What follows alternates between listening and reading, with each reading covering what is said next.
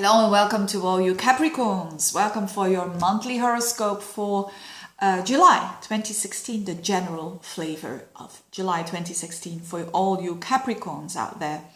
So let's have a look. And it's again the cardinal signs here. And you are a cardinal sign. That means leadership, actually, when you've got planets in especially in Capricorn, is a very leadership kind of quality. But anyways, I'm going to talk about three things here in during the month of July. It's Mars I'm going to talk about. I'm going to talk about planets in Cancer and the planets in Leo that are making a beautiful aspect with Saturn and Uranus. And I made a separate video of that. So talk about that in a minute. First of all, Mars. Finally going direct, finally going direct in Scorpio, in your 11th house, which is the house of friends and aspirations, objectives for the future and so on. What does it mean? Now, when Mars went retrograde, it went backwards and then it stood still and then it goes forwards again. So at the very beginning of the month, it's beginning to find some traction and goes forwards. It's always so interesting to have a look at the point that it stood still and then going forwards. What kind of fixed star was there? And because it always gives the flavor and the energy. It gives extra information about what this Mars energy is all about. So I looked that up, and it's the fixed star at 23 degrees of Scorpio. It's the fixed star that is called Agena or Agena, A-G-E-N-A. And what does it mean? It means the following, and then I'm going to put it in context for you. It means honor as a speaker or a writer, great mental and physical powers, legal authority. It has the energy of Venus-Jupiter conjunction, which means friendliness. It gives position. It gives a refinement. It gives morality, health, honor, a love of arms, a strong passion, or energetic nature. Now, this is, of course, in general. Now, what does it mean? How can we do that? Because this is a bit ancient. I try to modernize it a little bit. But what does it mean for the 11th house? Well, in general, as I said, that this means for you that there is positive, friendly, refined energy going on with your 11th house. So with friends, friendliest friends. So especially when there was trouble last month, for instance, when Mars went backwards with a friend, probably a male friend because it's Mars. This is sorted out now. And because Mars in Scorpio, it goes through the pain, it goes through the crisis, and then there is a truth. And it can mean the truth is, this is not my friend, or the truth is, this friendship is even better. Whatever it is, it's like going up because you have found the truth there. The same can happen to you with aspiration. So you're having more a refinement and a better view on what it is that you want to do in the future. Because don't forget, the 11th house is a very important house. It's the house of, it's the most futuristic house. So to point towards the future.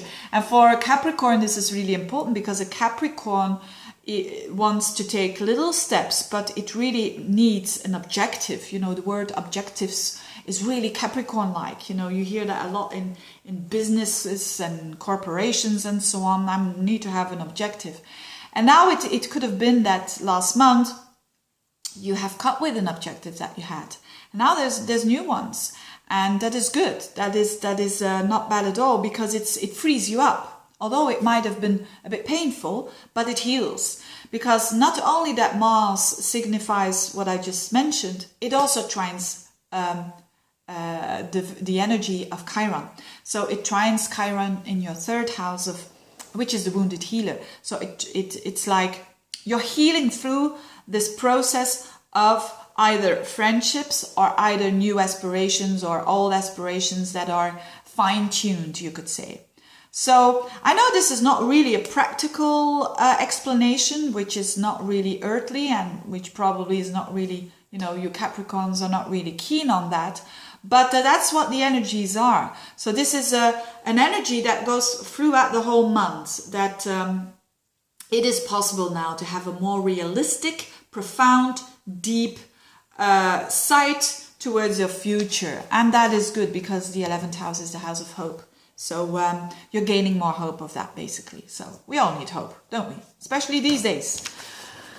On a collective level, I mean. So what else is going on? Now, a lot of activity also in relationships, because we have the new moon there on the 4th of July. We have the sun there. We've got Venus entering the 7th house and Mercury entering the 7th house. This is all your relationship sector. But don't forget, it also bumps into Pluto and Uranus. So it is quite loose, but it means there's still this search for truth and authenticity with Pluto and Uranus. You cannot just pretend with these planets. So you've got Pluto in your house. I mean, Pluto is in the house. That means I cannot be not real. I have to be just who I am. And whilst that is not an easy thing to do, because a lot of people can say, yeah, I am who I am. It's not an easy thing to do for a lot of us. But if you are, you're going to attract the right people that are again aligned with you. So that has a connection with that 11th house that I just talked about. So, and Venus does trine Mars there in that 7th house. So very good that's the first 2 weeks, you could say, of the month is very good for new relationship to establish. And if it's going to be a new relationship, it's going to be very intense and a bit unusual even, and very transformative as well. So, and if you are in a relationship, there might be some tension. Don't go into ego struggles. That is your idea and that's my idea and righteousness. Don't fall into that pitfall. But say your truth, of course, and respect other people's truth, and be very, very honest. And yeah, sometimes that can give a bit of tension and a bit of a little crisis there, or big ones. It depends on your personal chart. But sometimes there needs to be something that is brought into the open, so that you can go forwards.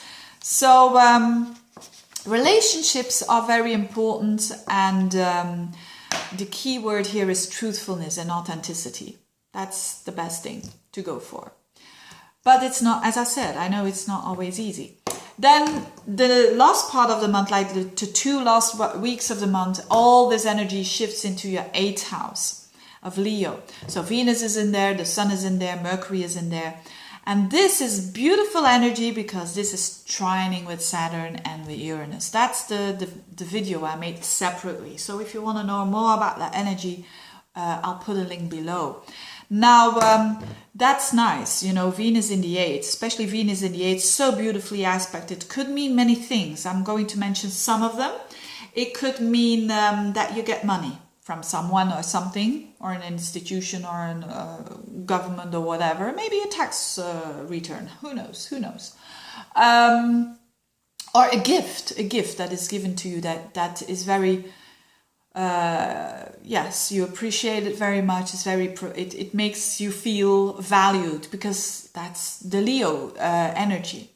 It can also mean intimacy, and that whether you have a relationship for a long time, whether you just start one, it means being more intimate, and seeing each other's vulnerabilities, which again is not really easy for a Capricorn, because they don't like to show their vulnerabilities. But now this is a bit more easier for you, and it gives you a feeling of strength and value.